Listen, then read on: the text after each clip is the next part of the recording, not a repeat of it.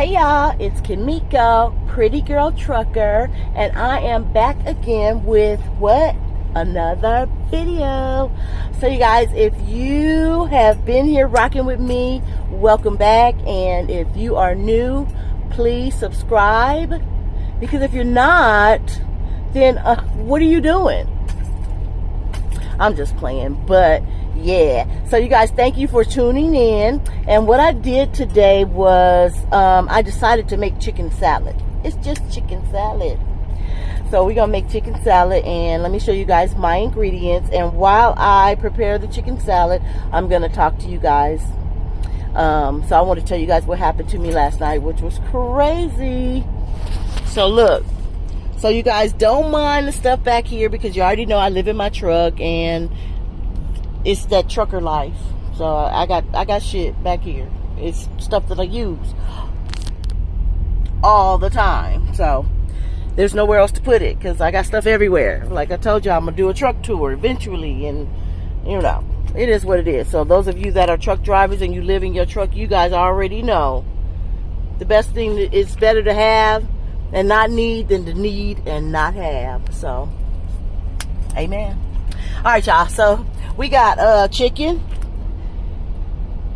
We're gonna use those chicken tenderloins. We've got, for seasoning, we're gonna do Old Bay, pepper, celery seed, paprika, onion powder, garlic powder, adobo. And for veggies, we've got celery. You guys, can you see that celery?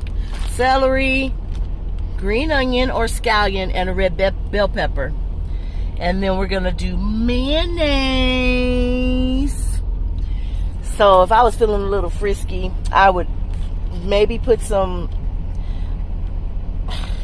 green onion, some green apple in there just for like a crunch, but I've never made it that way before, and I don't want to risk it because I know my chicken salad is chef's kiss, but I don't know about it with some green apple. So we're going to leave that out. All right, you guys. So I'm going to sit you guys right here. And y'all already know I can't really cut up this stuff and talk at the same time. I got to get a camera. So I can set the tripod right here and I can be doing my thing. You know what? I wonder. I have a tripod. I just, after the move, it's right up here in this cabinet, and I don't feel like getting up there and getting it and setting it up, and I really need to, though.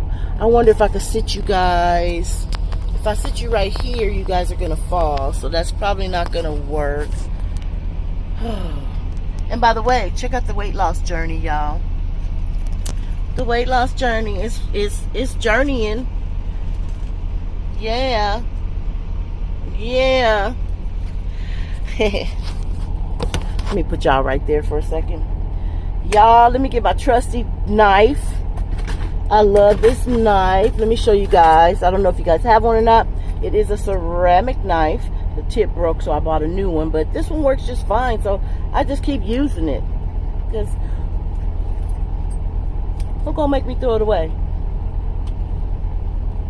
Alright, y'all. So I'm gonna get to cutting up this stuff, and then once the chicken starts to saute, I'm gonna tell you guys about this story. Alright, y'all, I'm back. So I cut up the veggies, and there they are. And I'm about to clean this chicken and season it. But first of all, these are tenders, and you guys know how these little white things, wait, let me show y'all. You know how this that little white piece right there, can y'all see it, my finger? Yeah, you know how that be on the tenderloins? I don't like that. So we gotta cut that off before we even clean it. Cut that off, and then we're gonna clean the chicken and we're gonna season it. And the way I like to clean my stuff, because I'm here in the truck, I'll take a Ziploc bag, pour water inside of it, and then kind of like how I did the salmon, other than not squeeze it, but kind of zhuzh it around or whatever, and then rinse it off. Throw the water, dirty water in the trash, and then I'll do it again. Keep doing it until that water is clear. And then we're just left with a Ziploc bag with the meat in it, the raw meat, and then I'm ready to just put in my seasonings and season and do it all in the bag so that it's easy. Watch. I'll show y'all. So here's my chicken, nice and clean. So we're going to throw this water out and start to season. Alright y'all, so I have the seasoning inside the chicken, and I'm just going to move it around so that all of the chicken is coated with the seasonings. And we're getting ready to saute this chicken, y'all. So I don't know if you guys, I know a lot of people when they make chicken salad, they boil the chicken, but I'm not going to do that. I'm just going to saute it in just a teeny bit of oil. So the skillet that I use is an electric skillet that I got from Walmart. Let me push you guys. Let me set you guys up that way. That way you guys can see me a little better. And I can just lean on my closet. So a lot of people like to boil their chicken for a chicken salad. Usually they'll boil a whole chicken and then just kind of fork off the breast and all the different meats off of the bone, and then they'll use it that way. But I'm going to saute it and then I'm going to shred it. So that's how I like mine. There it is. That chicken is seasoned. So after I rinsed it off or rinsed it off, you know, if you guys come from my era, you know, my grandparents, they used to say, go rinse it off in the sink, girl. Yeah, go rinse it off. Rinse it off. But yeah, that's how they used to talk. I mean, my family is from the South, so, you know, although I was born and raised in Cali, my family is from the South. So yeah, you guys, we got that going. Now all we have to do is get this meat going, and then I can, like I said, shred it and put it in the bowl so I can make my salad. So okay, you guys, this is the skillet that I use, and it's an electric skillet that it heats up really well, and it's non-stick, and so that's what I love about it. It's very minimal cleanup on it. You can use a paper towel on most things that you cook, and if not, you can soak it for less than 5 minutes and then just wipe it up with a paper towel, if that's what you choose to do. And so if you are looking for an electric skillet, it came from Walmart, and it's Walmart brand, if I'm not mistaken. I will leave a link in the description box below, so check that out. And I'm got to get a little better about leaving links in the description box for different things like my other channels, products that I'm up and coming, getting ready to start doing hauls for and stuff like that. So yeah, you guys, so we're gonna go ahead, and it looks like the oil is ready to go. So let me go ahead and put this chicken in here, and then I'm gonna sit down and talk to you guys, tell you what happened to me last night.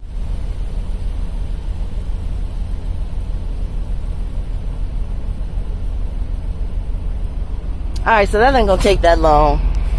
So I'm gonna just put you guys right here, bear with me. I hope nobody gets vitiligo from that. But anyway, yeah, I need something to drink. I am thirsty. Anyway, you guys, so let me tell you guys what happened. So if you guys didn't see my last video, it's the last video that I just did. You guys, please go back and take a look at it. And I was talking about how I was stuck at the customer. I'm gonna try to make this fast. I was stuck at the customer, and they were loading me, and I had been there for a while, but I got there at noon, and I was supposed to be loaded at 2. They checked me in, and they sent me over to the truck stop, which was 9 miles away, to wait, because they didn't have room in their facility for the trucks to wait. So they finally called me back at about 4:30. No, it was about 4:35, 30, something like that. Now, once I got there, while I was at the truck stop, I reserved a parking spot, and this is what it's about. This is what I'm trying to talk to you guys about. I reserved a parking spot. I went in and got my receipt. This was at 12 when they sent me over the first time to the truck stop. So I went over and got my receipt, and I went back over to the customer, and they started to unload me.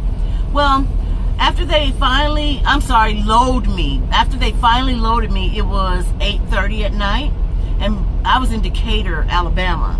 So there's not really many truck stops around. There is that Pilot that's right there off the 65. So that's where I went back there, scaled my load, and started looking for my spot. Well, the place was packed. There was trucks parked illegally 3 deep, like a truck here, a truck here, a truck here, pushed up against the building, pushed up against the scale. They were everywhere, these trucks, and you couldn't find a spot to park at all. So I went in and asked them, do they regulate the parking? And they told me no. They said, if it's after dark, we can't go out there and put anybody out of a spot. I said, so I paid for a spot at noon. Somebody's in my spot for free, and you guys can't go out and tell them to move, whoever it is. Or you guys don't have a clipboard where you know the DOT number and or the truck number, so you know who's paid for a spot and who hasn't. They said that a woman got stabbed about 2 weeks ago, and there was a company-wide policy for Pilot and Flying J that if it's after dark, they cannot go and move anybody. So, I mean, you truck drivers, I just put y'all on to some shit. So that was a gem. So you guys thank me later. But anyway, so yeah, I was like devastated because I was on PC coming there anyway. I didn't have any more hours. My 14 was up, and I was tired, and I was ready to go to bed, and there was nowhere for me to go. And so luckily there was 2 guys, and this happened 2 separate times. One guy was like, are you getting ready to leave? No, he was like, I'm getting ready to leave. You can park right here. He was one of the guys that was triple parked illegally. So I went ahead, and he told me to go around and come back, and he'll wait for me. I did that. I got in the spot, but I felt uneasy about it. I just felt like somebody was going to hit my truck because it only left a little bit of room for the other trucks to come around the corner. And they were doing it when that guy was there, and also when I was there, but I was just looking out the window like, somebody's going to hit my truck. I was very uncomfortable with that. So just then another guy came. He said, look, I'm parked in the back row, second spot. I'm going to get some coffee, and then I'm leaving. If you want to park there, go out of the truck stop, come back around, set up, and when it's time, once you come back around, put on your flashers. I'll know it's you, and I'll leave. And you can just set up and get back in and get into the spot. So I did that. Oh my God, you guys, it smells so good in here. So I did that, and I got in the spot. Actually, it was an impossible spot to get in. So there was 2 guys. One guy, his truck was Long Nose Pete Classic. It was beautiful. He stood outside his truck like this. Like, not fucking Swift coming to, And you guys, I've been driving for 5 years now. I'm pretty good at parking, but this one was kind of impossible. And then people give us a bad rap. They always say, get up, look up in your seat, or when Swift comes, oh no, or, they get up and move. Like, who the fuck's gonna do that? If y'all get up and move y'all spot, if y'all see a Swift truck, y'all silly as hell. Now, if the person looks like they can't get in, help them out, you know what I mean? But if it's somebody that just whips in, why is you moving? Like, that's crazy. I've never really had anybody do that. And if they did leave, I thought maybe they were just leaving just because they was ready to go. I don't know. Anyway, yeah, you guys. So, let me check this chicken. Okay, it's still... It's not ready yet. But, yeah. But yeah, so the 2 guys, they helped me get in, and I got in, and I was like, oh, thank you, Jesus. So in the meantime, I'm on the phone calling Pilot Flying J corporate office and telling them, like, what the fuck? That's so unfair. And so they said, yeah, well, the only thing that we could do is give you a refund.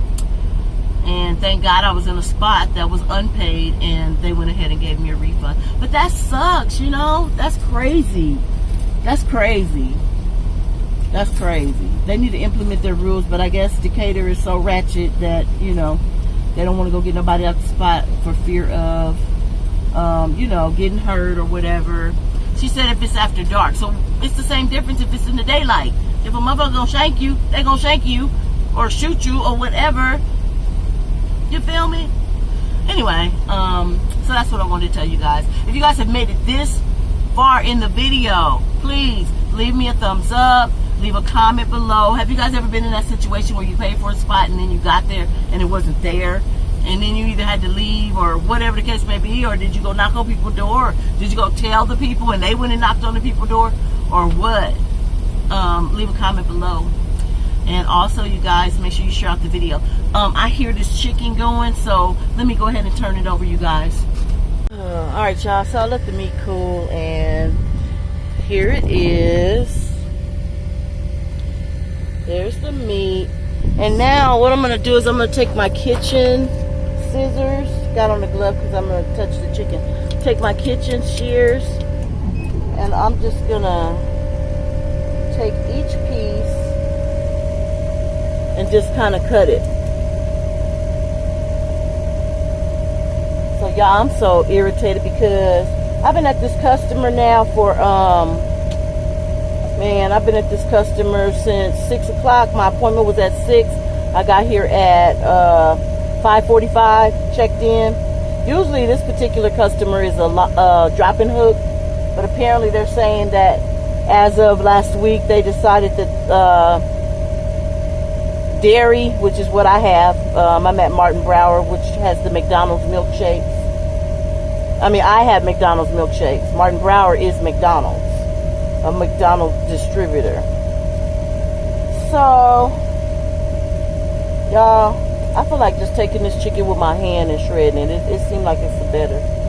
But anyway, he decided it's a live unload if it's dairy or fresh meat. So now I've been sitting here all this time since